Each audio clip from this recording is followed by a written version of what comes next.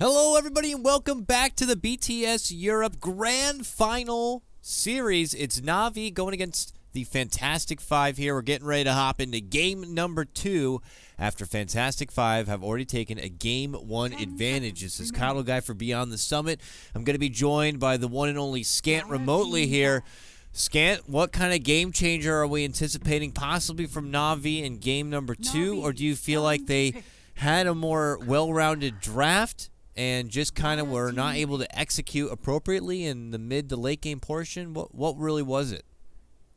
I don't know. If I'm completely honest, like not holding any punches back, I think Navi were quite bad in the last game. They started quite well, but they just look completely disorganized. It looks a bit like a pub squad for the majority of the mid and late game, and I don't know what that's about. Like, it could be that Dendy's not there, and usually he's one of the organizers of the team. We're usually told Artstyle does most of the captaining, and you'd expect with the really small amounts of gold that he gets every game, the amounts he sacrifices himself, that he's spending his time controlling the team. But I don't know, maybe he just wasn't able to control them that game. But it didn't look that much like Navi were playing as a unit beyond like the first 10 minutes. Like, we saw some nice combos between Saniko and Aximo, and while the game was still in a place where that mattered, that was great. But once Fantastic Five started playing as 4 or 5 heroes, then Navi being able to coordinate just 1 or 2 heroes, or 3 heroes even, didn't really matter. And it's interesting that Fantastic Five just rushed that OD pick yet again. Yeah. I mean, it did win the first game. It went quite well, but I don't feel like they won because of the OD specifically. Yeah, that wasn't an old dirty performance. That was just an OD was in the game and kind of had maybe a setup here and there and did some right-click damage. It was not the OD performance I was looking for, but maybe this time they will prove me wrong, or they trust in it nonetheless. And not only they're going to have OD, they already have a Bane. I don't know if he's necessary, but imagine already OD being a significant lane dominator and also having a Bane by his side.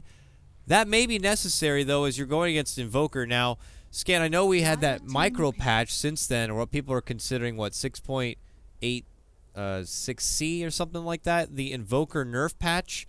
Do you think it was a significant set of nerfs that Invoker could, be higher valued than he actually should be, or do you think that he shouldn't be too worried about it and that this kind of puts him back on an even playing field with the other mid laners? Yeah, I don't think he should be that worried. I feel like, I mean, to be honest, I feel like people exaggerated how like supposedly overpowered the hero is, but the nerf that it gets to Alacrity is the one that it deserves, because basically you shouldn't be able to have the value exort point, play Quasvex Invoker, and still have really powerful Alacrity. So what they've really changed is you probably need to be playing exorts to have good value in your Alacrity, because it takes a while to actually get to the same strength as it used to be. It actually peaks off higher, so at the very highest levels it's stronger than it was. But at the lower levels, it's significantly weaker, and I don't think we'll ever see another, well, in the near future anyway, until they change the hero again. We're not going to see Quasvex Invokers going Alacrity. And since then, a Vengeful Spirit pickup will only add to that precious Alacrity and right-click damage that much more. We'll see if this is going to be a core Vengeful Spirit or not. I mean, in recent, especially a lot of Europe Dota play, I wouldn't be surprised if this is going to be the core Venge after all. I want to know if that's something. Do you think we should anticipate here from Navi? Is a core Venge, kind of just the optimal play to be going for at this point? I mean, she would have to consider stepping off, not going too heavy into the damage department, and get something like a BKB at some point. I would imagine going against this OD. Yeah, she would, but that's the core Venge build, and core Venge does sync up really nicely with Invoker actually, especially if you go for the Forge Spirits build. Gives you like pretty crazy pushing power early on in the game. It is also like just a common CIS pick at the moment. FNG really introduced the core Venge to the world, and FNG did used to captain Power Rangers. I think that he played at the same time as Ditchera, because they both played for Power Rangers. I'm not sure if Ditchera only came in after FNG left, because in my head I feel like back then when FNG first started doing the core Venge, it was actually Moon who was playing. Moonlight was still playing carry for them, but basically the chances are that Ditchera can play the hero in the core role, and it wouldn't surprise me at all. At the same time, I think it's a perfectly acceptable support hero as well. So We don't know, but they do pick up the Chen, and that I feel like is an argument for the core Vanish because it looks pretty clear to me that Navi are trying to do the group up and push you strategy, and this does fit the theory that I've had for the last couple of days that art styles drafts are pretty much all cheese drafts in one respect or another, and this is kind of like a we hit our timing, we all group up, and you can't handle the death ball. That's what they're going for here. I'm curious what the Fantastic Five response to that's going to be. I mean, we don't typically know, like, Outworld Devour, for example, to be one to kind of have a lot of outspam and ways to kind of keep the push back. His new Astral Imprisonment does offer now some sort of AoE nuking damage that could be utilized to kind of farm a bit, but, you know, you quickly drop one in a wave to farm, you may not have it in the next go-around for the big team fight. Late pickup, though, is going to be Gyro, who does offer a lot of tremendous outspam. Great high ground defense if the pressure does come. And I'm actually quite surprised to see him the 5th pick here for Fantastic Five. Just kind of something that maybe the team's kind of just blew over a bit, but you can't always sleep on. Yeah, Gyro is actually a pretty perfect pick here for them to deal with what Navi are trying to do. If he gets into his farm, if he gets to where he wants to be, it's going to be very difficult for Navi to just throw themselves at them. Maybe if he gets swapped out or something and picked off. I agree with what you said about OD. Like, it might be marginally better than the old OD against push strats, but it's still not that. It's not, you're not going to pick it to deal with the push strat. Absolutely not. And neither would you pick Bane for that. So it was really important they picked the Gyrocopter because Lina, I think very likely, Lena's got to be support here, right? Slaughter, sure you can initiate, but you're not like really pushing the waves back. The Gyro has a lot of work to do this game. Needs to have a good start, I would say. And I think Navi could, I mean, if that's all they got for Fantastic Five and Gyro and that, you know, outspam and high ground, I think Navi can even go more hardcore into the push if they really want it at this point. We'll see what they do decide to go for here. It's going to be Jakiro, and it is even more of that push. Now you're talking about adding, you know, precious little liquid fire on top of it. What do you think? Aether Lens? Jakiro? Is that a thing? Does that make his sieging capability even further? You don't need Dragonlance for that, right? It's Aether Lens, I think that would help. I wonder if it's a possible pickup. I don't actually know.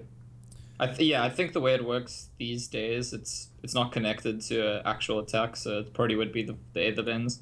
But it is a bit of a complicated one. I will say that yesterday, Navi beat Vega Squadron 2-1. The game that they lost was the game they drafted this kind of all-in push strategy. That's the only game that they lost. And it was a totally different strategy. They had a Lycan and a Beastmaster, and the plan was to like get 2 Necro 3s and just go push. But it was the all-in group up and push plan, and what happened there is Vega just like dominated them in the early game, and Navi's didn't hit their timings. Like by the time they had those Necros, it was too late. So I guess that's what I'm gonna look out for here. If Fantastic Five can do what Vega did yesterday and just like beat Navi in the lane stage, that Navi's push actually takes too long to get online, then Navi's draft is gonna suddenly become very, very awkward. So we know what the win condition more so is for Fantastic Five, or at least the example that was set by Vega. Now it's a question of if they have the tools to do so here with their lineup, and I don't know. I would have to say that means it's more pressure for Fantastic Five to definitely have a good laning stage, because you're still talking about a lot of heroes here that need a lot of tools to be a problem in this. Like OD, a blink tool for the Slaughter. Now their smoke breaks. It's straight south. They're going to cut straight down for it, and it's Dit Yara here, who is going to be in a bit of trouble. Oh, sleep and LSA timing is going to be off, but it does set up a nice crush, and that means they will still get the first blood. It goes to Sadoy. And this is the second game straight where Fantastic Five smoke up as a group and go for first blood. I think Navi need to start taking note of that for future games. Yeah, and it's the story of the last game, right? Smokes, pretty much. That's like Fantastic Five used, I think, 4 or 5 smokes in that game, and they all succeeded in what they were trying to do. And Navi just not succeeding that much with their smokes, so I think you're exactly right that Navi needs to be doing better to plan around the enemy smokes, both the really early ones and the mid-game ones. Yeah, hopefully that serves as a reminder for them at the start of Game 2 for what happened in Game number 1. Be wary of the smokes. Make sure you communicate who's missing from your lane on the map at what times and when they're even going to be feasible and capable of being able to pull out such plays. So Nico is going to help block back this mid lane a bit here for the Invoker, and you know, OD I was curious if he was going to get the assistance of the Bane in the mid lane. It looks like not. Yol's actually stepping in on this Lina here. And we're going to have to see our classic 2v2 mid lane matchup now. So Nico, though, a lot of damage. This right click coming out. It's going to force him to start chewing through the early tango here. And it looks like they're going to do a ward here for the side of Fantastic Five, giving a little bit of the high ground vision here for BZZ. Yeah, it's actually quite nice for it to be the Lina, because that means then the OD's Astral Harassment also serves to set up for the stun, so they get that much more harassment. That's why Suniko actually took so much damage, and it's pretty scary. I would say that Lina OD is significantly stronger than the Invoker Jakiro in the early levels. We'll see how the dual lane ends up panning out. That leaves a lot of free attention, though, for this Slardar to kind of work with some last hits, get the CS game in, because they got to know art style is jungling here. So while Soniko's dancing around this mid lane, Ditya is obviously going to be in a solo lane matchup. So is that okay for him? Is it okay to kind of give the Slardar a lot? Is the Vengeful Spirit solo lane enough to kind of match up against the Slardar, or eventually the Slardar going to get some levels and she might have to be a bit nervous? I mean, Venge can do okay. I don't think that Slardar is going to necessarily be able to kill her, but and she actually gets a nice stun there for harassment as the creep wave goes in. That's a good play by Ditya. But the concern is more that Slardar getting a good start might have a higher impact in this game than Venge having a good start, because we already see that Gyrocopter's doing well, OD's doing well, and if they just allow the Venge to do well, then that is that good lane start that we said Fantastic Five want to get. Mild fight over the top rune is going to be the new one, the Arcane rune picked up here for BZZ. He'll take it with himself back to mid lane after eating a bit of cold snap damage here. And a possible re-engagement as Yol looks to intercept LSA. Nice connection onto 2. Dragon Slave. There is a follow-up, but the damage not quite there yet. They are going to be able to snipe BZZ with some tornado damage. Turn back from Yol will force out a additional stun from Little Lina. And it'll be a salve. So a lot of beaten and bruised mid laners, but no one going to be dropped. They're trying to get Ghost to get the top lane. Yep, top lane. Akmo could be in trouble. He does go down to the rocket barrage, while bottom, they look for a setup on their own for Slardar. They're not going to get that one. Back at mid lane, Astral, but it's just going to be mild harassment still. So the only bloodshed at the top is they're going to be able to kind of knock out the Nyx Assassin here. So another solid grab for Fantastic Five. And Chen is one hero that Artstyle occasionally plays, which doesn't result in him just having no farm at all. But I'm actually more interested in seeing his impact on the lanes, because so far he's just really been a farmer. He went for that 1 kill attempt on the Slardar, didn't actually manage to make the kill. And I definitely don't think that Chen's being picked as a greedy farmer here. He's meant to be putting pressure on the lanes. You don't think maybe just they want to just bull rush for the mech and try to start just getting those early tier 1s down? I mean, he's visiting the lane pretty frequently, you know, giving me the idea he wants to do, as you said, typically kind of be bigger impact in the lanes and maybe find some possible pickoffs, but it looks like they're just going to inch in for some early tier 1s. Tier 1s plus some jungle farm might get him that early mech, I suppose, but I guess that's just kind of the yin and yang of Chens we see. It's either, you know, early harassment on the mid lanes and lanes at the start with the early creep, or farm, and get the mech right away. Yeah, it's just the way that the death ball strategy naturally works. You have to assemble, you have to like start building momentum early on in the game, and that's why I don't see it as Chen wants to farm. They're gonna get a tower here, so that's something. And actually, Lina might die too. Stepping a bit too close, that's a freebie given to Navi. Yeah. Kind of just misjudged the placement there. It could happen also to BZZ in the mid lane. Oversteps forward. There's a cold snap.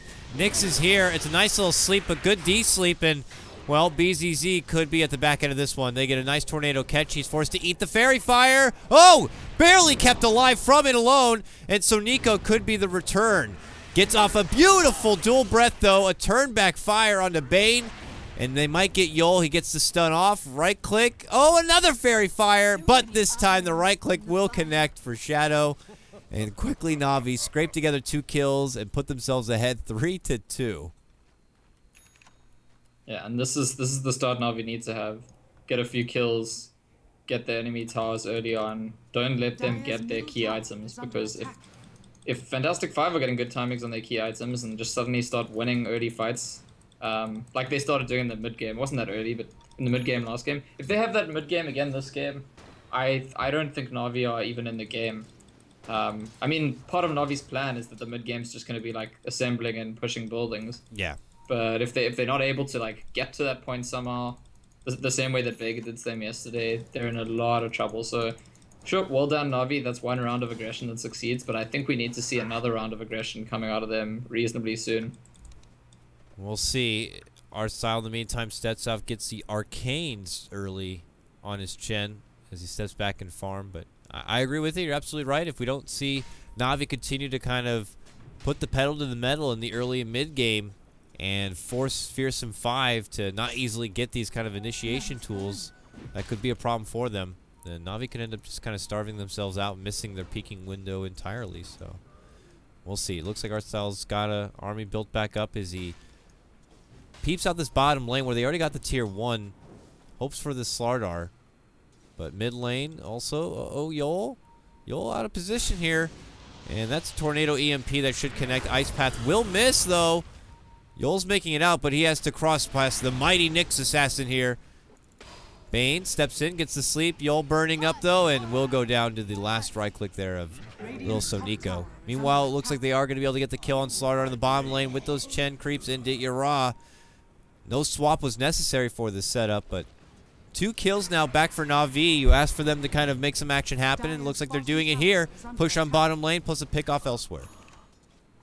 Yeah, and it's super important to actually do that because having pushed the tier 1 at bot lane, Ditya Ra can't really safely farm near his own tower. So to keep ganking into the lane and actually pushing the next tower is very important to them. Arzik is going to rotate to the bot lane and try and get a sleep initiate off, but Navi's actually got a ward to show that, and I gotta say, Yol's made a few blunders in this game so far. He's 0 for 3 on the Lina, and I've seen him twice in a row now just wander into sort of unsafe territory, and Navi quite ready to kill him for it. Call down commitment top lane. Sadoy looking for the grab on the Acmo here, and Ice Path is going to meet him from Soniko, and it looks like Sadoy will be dropped now. A killing spree for Soniko. Navi now Onich as they claim another life here. And suddenly we see Fearsome 5 dipping back into those smoke tactics again. They're heading out for Navi territory here. Close but not far. Ditya Ra right in front of them. They move in. Amp damage. Can Artstyle save them with the Chen and the Mighty Creeps? They get the net off. The crush is there, but there's going to be the hand of God, and quickly Navi could turn the tide on this one. Look at that. Bane going to be put to sleep. And suddenly they have turned the tables, and it is going to be the retreat here of the Fantastic 5. Yeah, so a failed smoke feels like already a distorted dynamic for this series because that's the first out of both games that we've seen Fantastic 5 go for smoke and not succeed. In fact, lose out one of their own heroes instead. Gyrocopter is getting a lot of farm. Hasn't actually left his lane yet once this game, and that's maybe the one thing going alright for Fantastic 5 still in this game, that we got to see what the impact of this Gyrocopter is. When's going to be the first time that he joins the fray? Which fight does he come to, and does he win his team the fight with that first cooldown? Which also got nerfed actually in 6.86C, I think. I think level 1 cooldown does like 20 or something less damage. Yeah, I think it was 220 first missile, and they changed it to 2. I believe that's what it is, but you're right. Yeah. And he has been more persistent hanging in lane, for other Gyrocopters, very eager to kind of pull the trigger on using that call down. Sadoy has been a lot more patient with the start he's been kind of given here, and they might make a flank here for Nyx Assassin, who has the Vendetta. They know where the missile's going, but do they have the detection ready? They do. They have a sentry. They're going to plop it now, follow it up with the LSA, and that is going to lead to a nice pickoff here for Fantastic 5, who had already missed a couple of fights earlier. They needed this, but yeah, look, Navi now smoked, sweeping into this top lane. And Fantastic 5 might make a call for all hands on deck. BZZ has already showed up. Ditya trying to reach in. Ice Path, not going to be connection. This is disaster possibly for Navi as they walk right into a call down trouble. Ditya Ra going to be taken down immediately. Chen creeps the next sacrifice on this. And Slardar begins the hustle on forward. Artstyle might not be able to make it away from the crush. Creeps are going to be called in, but I don't think there's going to be enough help here from between those and Soniko. Gets him with the Ice Path. There's a nice tornado, but ultimately Chen will be taken down. They retreat back. These Chen creeps trying their best, but ultimately going to be kind of picked up here. Fantastic 5. They need a fight. They get it here now. Acmo back and toying with them, gets a 2-man stun, and that will be enough to force back the Dire front. So a good couple of momentum swings here for Fantastic Five. Would you put this game right back to a wash here, Scant, or do you think that Navi are still in good position and they just kind of let this one slip away? Just a little bit. Yeah, I mean, look, Navi are still looking decent. The OD is certainly further behind where his farm rates from the previous game, but I would say Navi's still a bit ahead. But if they were to lose another fight, they're very far behind, kind of thing. It's a weird dynamic, but it's because of the kind of draft that they have. Well, that's actually Aximo going for an attempt on BZZ, and I think maybe just with the tornado. Yeah, they have enough to stop him. Cold Snap even, Tornado, and Sonico even getting in with that final stretch of the Ice Path. And they will secure a takedown to the mighty OD at this point, who seems to be kind of a repeat build-up. Saving out for the Midas early on, going straight for the greed here. Nice little throwback. You see what Sidoi dominated a siege creep on his gyrocopter. There's like 2 opposing siege creeps attacking the tower together. Not often you get to see that. It's any extra siege damage, I guess, necessary to poke at this tier 2. It's forced out Sonico, and Sidoi will take his little siege creep back for the next push mission in the future, I suppose. It looks so weird. It's like a... I don't even know what the right word is. It's, I don't know, some kind of like trolley following him around, just like carrying his things for him or something. Nice. A wheelbarrow, that's what it looks like to me. Yeah, the remote butler here. But they could be walking into potential trouble. Exmo sweeping in Vendetta. Even has an arcane rune already popped for him. They're going to get the Tornado EMP, it looks like, but no, Bane gets the sleep off, but Cold Snap will be there, so will the stun. He goes down. Sidoi sidesteps the Ice Path, but he rendezvous with the rest of his squad, and they hustle back Navi here. Shadow is going to be forced to run. Hand of God does come out, keeps him alive. Amp damage, sprint is going to be concluded, and I don't think they're going to be able to chase. Fantastic Five almost get an opportunity to catch out Navi, but don't quite have enough catch.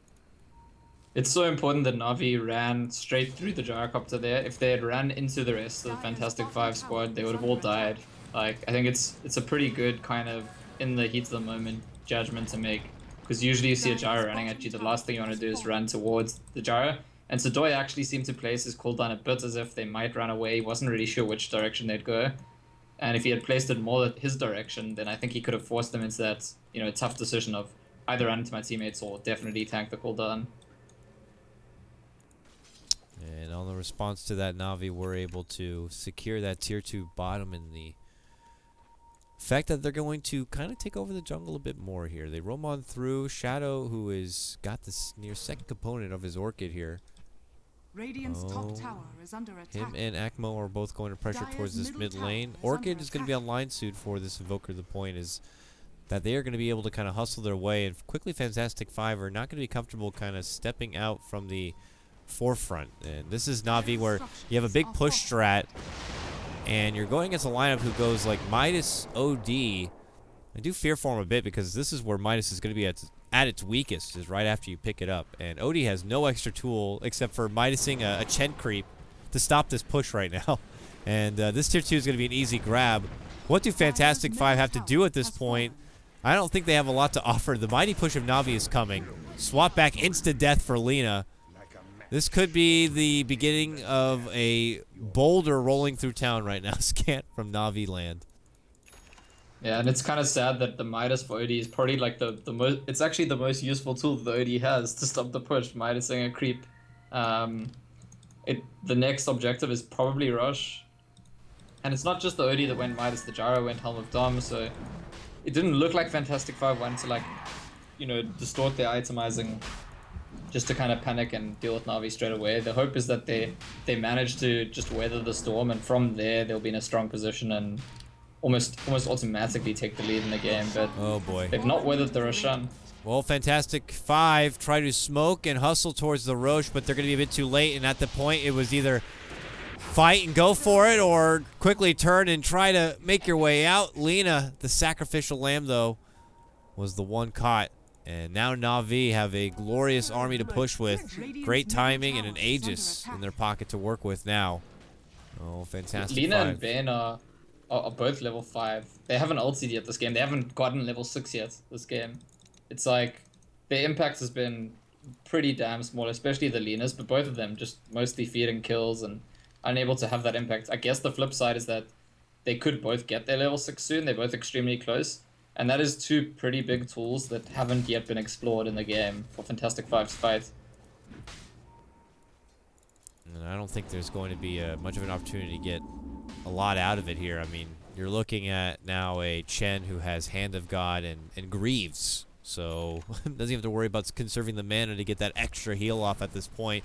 So a Mighty Fiend's Grip coming out is not going to happen. Sudoi bottom lane. Ooh, lots of damage here. Coming from Soniko, gets him pretty damn low. We'll be able to make it out, but he is going to have to step away from the farming period here. But, I mean, with this kind of sustained power, I think even by the time they get these ultimates together or try to get some sort, big high ground all or nothing, I think Navi are just going to be able to shrug it off no problem. It looks like they could get a pick here. They drop a sentry, but at that moment, they actually get the stun off onto Actmo here. Can they burst him down before it comes? They can't. Now a tornado. Now a setup, and now the return comes out from Navi, and Yol is just a man on the run. BZZ, the closest target. They catch him out with the Ice Path here. This could be a quick finish from Navi, quicker than they even anticipated with this catch out. Stun lands on BZZ. There's our first Fiend's Grip of the game, but quickly canceled with an Ice Path. They are going to get the finish on the Shadow. Aegis will be expended, but BZZ will go down. 40 seconds for him. No buyback at all. Shadow, a lot of damage from Sudoi in this Rocket Barrage. They got the vision. He still walks through a sentry, but he is going to be able to make it away. Backhand side, though, Lina's going to be going down to Actmo, and the rest of Navi, well, they're doing work. In the top lane, the Tier 3 is going to be dropped. Rax is now exposed, and Fantastic Five are realizing that this base is going to be crumbling real fast right before them. Yeah, they're just a bit too far behind. Lina's ulti, almost helped to kill Nyx, but it was just too late. If it was maybe a few minutes earlier, it would have. The Fiend's Grip, they do take down the Aegis, but it's too little too late. Look at Artstyle. Look at his net worth. He's the second richest player in the game. That's yes, he usually gets more when he plays Chen, but this is a player who almost every game is by very far the poorest player in the game. And we saw it last game.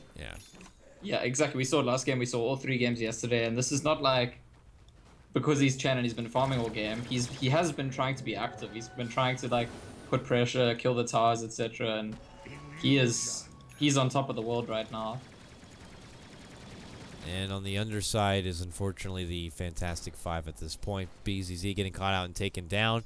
Still just kind of rendered at this awkward point where you want to be giving Gyro the forefront of most of the farm that's barely available out there, and you're stuck in this buddy system, and you now have a Midas, and it's just I'll just take the little bits of Midas gold I can find, which you kind of want to save it for maybe a Chen creep here and there, and getting these secondary scraps, and even then it's hoping to build forward for probably something defensive, like a BKB or something. And I just feel like the utility of this OD is just going to be a complete non-factor at this point. And yeah, the OD pick is actually probably what told Artstyle this is the game to go for the Death Ball all-in push. Yeah. Because fine, if you insist on taking an early OD 2 games in a row, we're gonna actually punish you for it, and that's what they've been doing this game. And for Navi, it's just kind of steady as she goes here. For Nyx Assassin, he already has his Blink Dagger, so their initiation has already been represented here.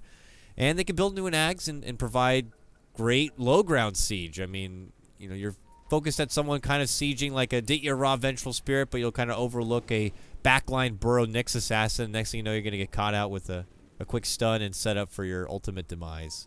We'll have to see, though. Fantastic Five, though, they're a never say die kind of a team, even after losing their top racks. They're going to go on an adventure here, and without a smoke... If they lose this fight, it's game. They are just going to try for the all-in flank play. I can appreciate this one. If it goes well, you might stay alive. If it doesn't, the game's over. And already a silence. Poor Slardar. He's dead. Okay, well, that might just do it there, Scant. Our Zeke is going to try to run. He'll sleep himself and hope to God when he wakes up the boogeyman won't be there, but they are. There's monsters all over the place. The game's over. Okay, well, they tried, but unfortunately they got spotted. They didn't have the smoke they were hoping for, and Dire's bottom tower. it's over. And we are now to a 1-1. Invoker actually hits a 4-hero EMP tornado combo there, so it wasn't like Fantastic Five were hoping for like a perfect miraculous fight, and it was like the exact opposite of that, like just kind of emphasizing how far behind they were in the game. And this is just a stomp. It was, I mean, this was Navi cheesed, and it was the way cheese strategies work is like they thrive on the fact that the enemy team won't have the tools to deal with them, and that's kind of why the cheese punishes the OD here, because by picking the OD, you've got one of your main priority heroes in your draft that just don't interact with what the enemy team's doing. And if used at the right time, it just gets rewarded so well. So, I mean, it's obvious. Props to Navi on reading the draft out, seeing, Fantastic Five persistent going with the early OD. Artstyle made the call that it was time to go with that cheese lineup you talked about, and they just showed the power of it here. So, with that, we're turning this best of 5 somewhat into a best of 3 as the score is now 1-1. We're going to cut to a small break, and when we return, it's going to be myself, KotLGuy, and, of course, Scant again for game number 3 of Navi versus Fantastic Five for the BTS Europe Cup. We'll see you soon.